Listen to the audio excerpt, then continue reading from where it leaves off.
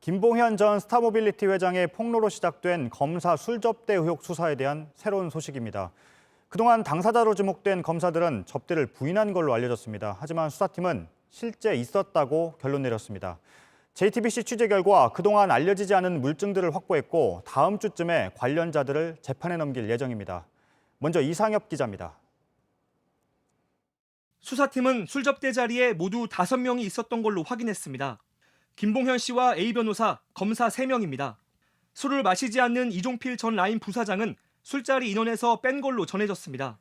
접대일은 2019년 7월 18일, 유흥업소에서 쓴 돈은 530만 원이고 한 사람당 100만 원이 넘는 걸로 봤습니다.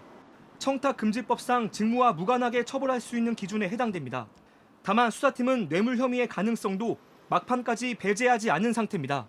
술자리 이후 라임 수사를 담당한 B검사의 경우 직무와 대가성을 포괄적으로 보고 사전 수뢰죄가 적용될 가능성이 있는지 따져보고 있습니다. JTBC 취재 결과 수사팀은 김 씨와 B검사가 지난 9월 검사실에서 단 둘이 만나 10여 분간 대화했다는 김 씨의 진술도 확인했습니다. B검사는 서울 남부지검 부부장 검사로 일하며 김 씨 사건 등을 맡았지만 직접 수사하진 않았습니다. B검사는 지난 9월 3일자로 금융위원회 인사이동을 하기 이틀 전 검사실에서 김 씨를 독대했다는 내용입니다. 김 씨의 진술에 따르면 이 자리에서 B검사는 구치소에 있는 김봉현 씨가 접하기 어려운 커피 전문점 커피를 건네며 사제 커피입니다라고 말했고 우리 수사팀 많이 도와주신 거 고맙게 생각한다. 앞으로도 그렇게 해주실 거라고 믿는다. A 변호사에게 잘 얘기해 놓을 테니 걱정 말라라며 김 씨를 다독였다는 겁니다.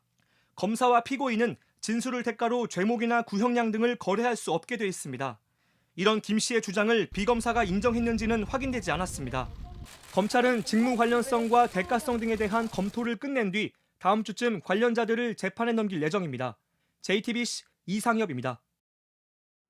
수사팀이 실제 검사들이 술접대를 받았다고 판단한 몇 가지 이유가 있습니다. JTBC 취재 결과 수사팀은 술자리 참석자가 당일에 유흥업소 주변의 기지국을 통해 전화 통화를 한 기록을 확보했습니다.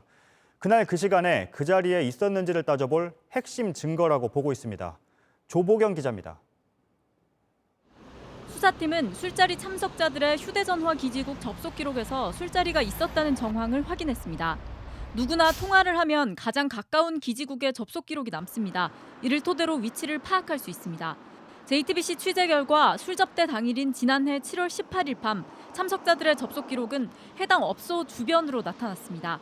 A 변호사의 경우 오후 8시 55분 서초동에서 통화를 합니다. 30여 분 뒤엔 업소 인근인 논현동에서 다시 통화를 합니다. 이 기지국에서 약 50m 부근에 김봉현 씨가 지목한 유흥업소가 있습니다. 오후 11시 이 기지국을 통해 A 변호사가 다시 통화를 한 내역도 나옵니다.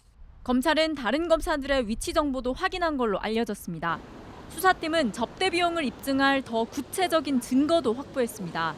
530여만 원의 자세한 사용처가 확인된 겁니다.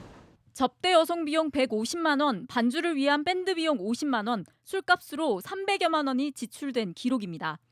여성은 3명인데 검사 3명을 접대하기 위한 여성이었고 외부에서 따로 부른 걸로 조사됐습니다. 이종필 전 라인 부사장이 당일 검사들과 술자리가 있었던 게 맞다며 술자리 분위기 등을 상세하게 진술한 것도 증거가 됐습니다. 지난 10월 김봉현 씨의 폭로 이후 전담 수사팀에 검사 6명이 투입됐습니다. 2달 가까이 검사 술접대 의혹을 수사해온 수사팀은 기소를 앞두고 있습니다. A 변호사는 취재진에 검사가 아닌 검찰 출신 변호사들과 함께한 술자리였다는 입장을 표명해왔습니다. 취재진은 검사 3명에게도 계속 연락했지만 입장을 듣지 못했습니다. JTBC 조보경입니다.